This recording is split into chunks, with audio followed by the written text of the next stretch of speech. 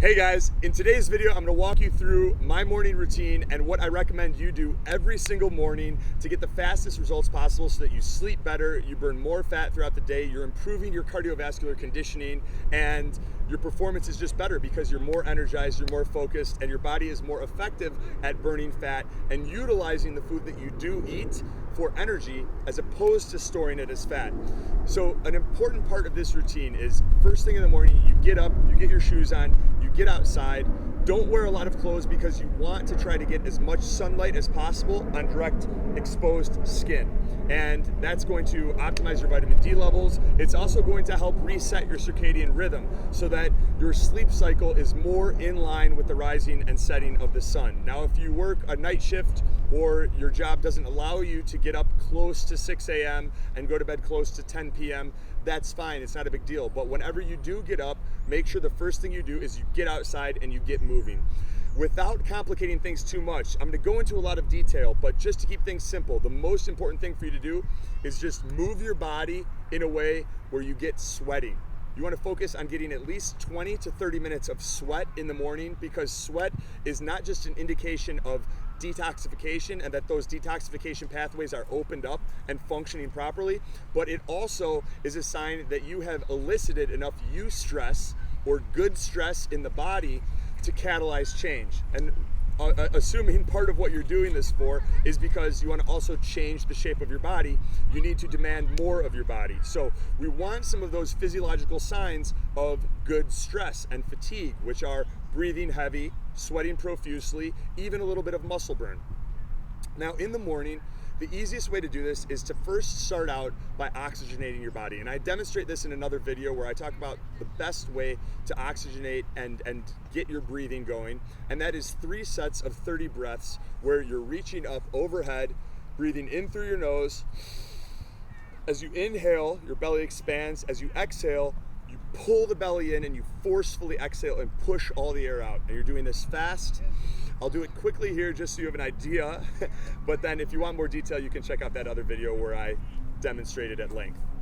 So you inhale up. Now you'll notice as I exhale, my belly's pulling in and I'm pushing all of that air out. I'm also taking my upper arms and I'm driving them into my sides. I'm breathing in and out through my nose, my mouth is closed, and my tongue is on the roof of my mouth.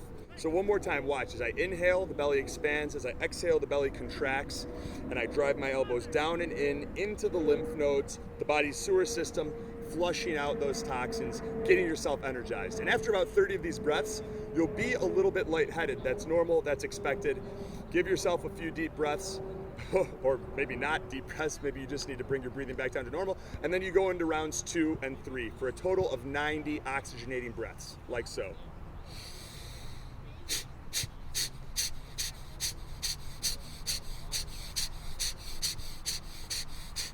So there you have it. So now you're oxygenated. Now you want to start getting the energy up. So you start doing some bounds, just like I demonstrated earlier. If you're unable to jump, just get yourself going on your calves. Bouncing up and down, no impact, activating those calf muscles, getting the body moving, and eventually you'll be able to bounce a little bit more.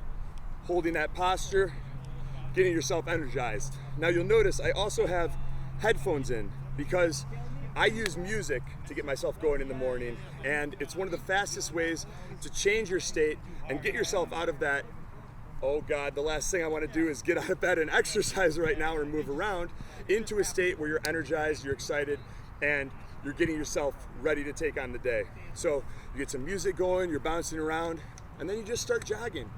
You jog, you get your heart rate up. If you're physically unable to jog, then you walk. And you walk as fast as you can without causing pain and without aggravating any of the conditions that you may be experiencing.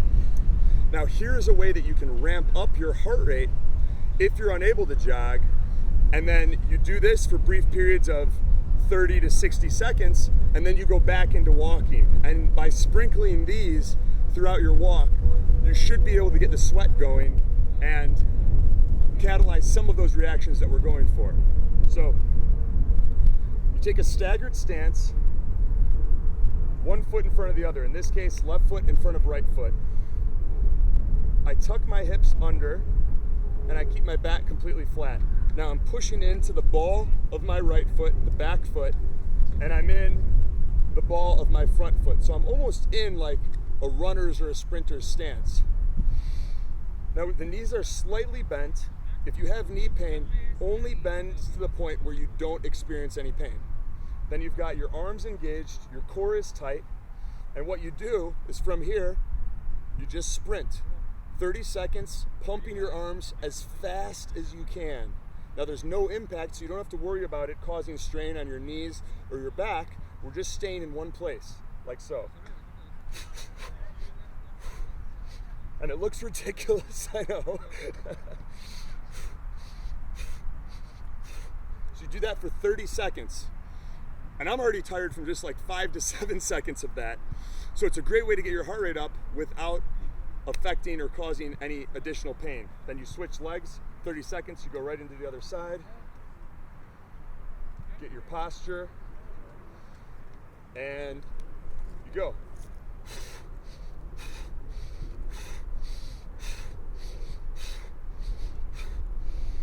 "30 seconds that side."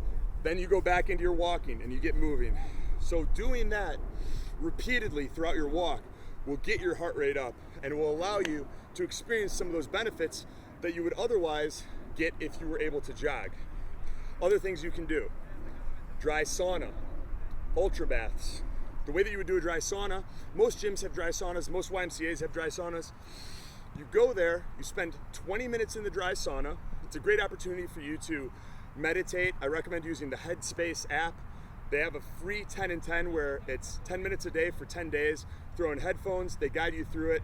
So you're in the sauna, you use that as your time to establish your grid for the day, de-stress, and 20 minutes in the sauna, then you jump out, you do a 2-minute cold shower to get that hot-cold contrast. It improves circulation, it helps flush toxins from the body, and then you go back in for 2 more rounds. So for a total of 60 minutes in the sauna and then 6 minutes in the cold shower. And the reason that we have to do it for so long is because at the beginning, when we're physically unable to exercise at an intensity level that is necessary to really create the results that we want, we need to make up for it in duration. So you're not going to have to exercise this long or spend this much time in the sauna long term. But right now we can look at it as the physical pain that you may be experiencing is a sign that your body is out of balance. So it's critical for us to bring your body back into balance, and then you'll have more of the sustainable lifestyle approach that you want, which may not involve working out for an hour a day. But for right now, it's important that we take these steps and give the body the opportunity that it needs to flush these toxins out.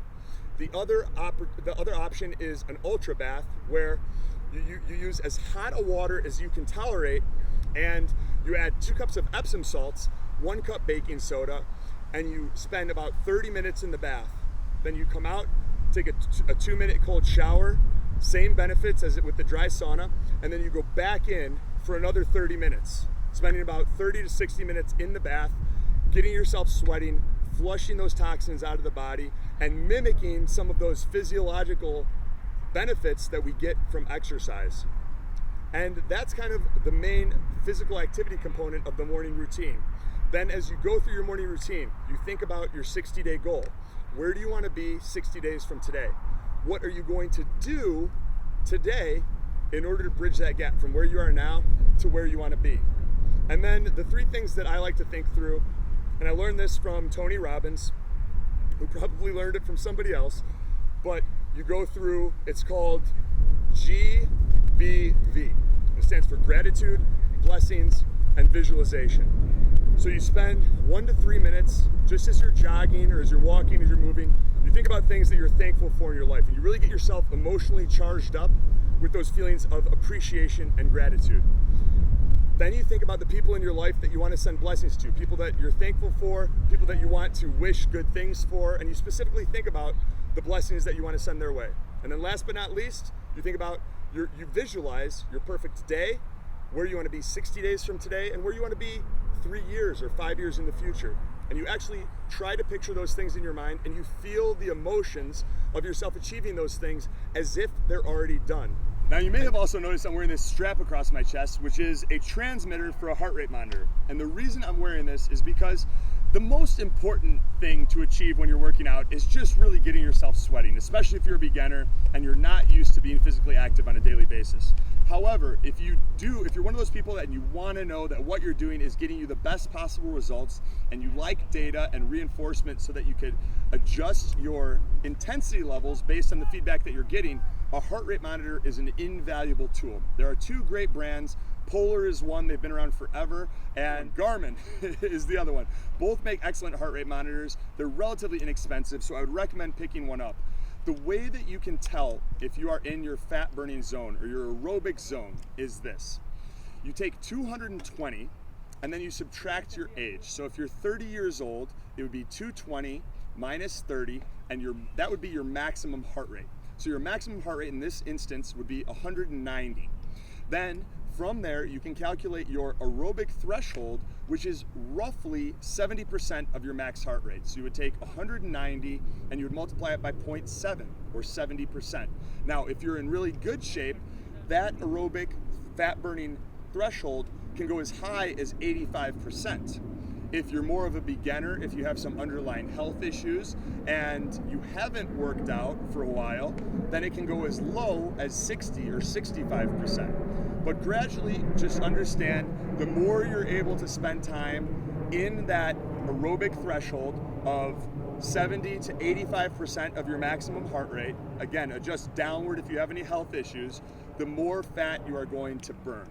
And just improving your cardiovascular conditioning, getting yourself moving with more intensity so that each day you're stronger, you're more energized, all of those things in conjunction with your diet and the other lifestyle changes where you're managing your stress and you're sleeping well are what's going to result in you burning more fat. So get yourself a heart rate monitor and use that to track your results and see if you need to pick things up. And that would be my recommendation there.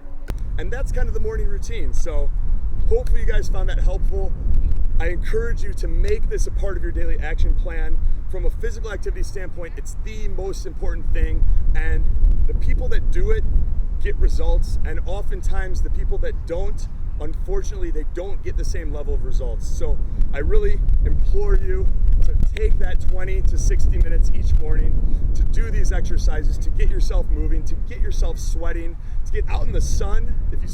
If you work in an office, you're going to be covered up all day. Get out there, get some sunshine, and you'll feel much better. Your quality of life will be loads above where it would be if you didn't take this time. So again, I'm Anthony DiClemente. I appreciate you guys taking the time, and I'll talk to you again in the next video.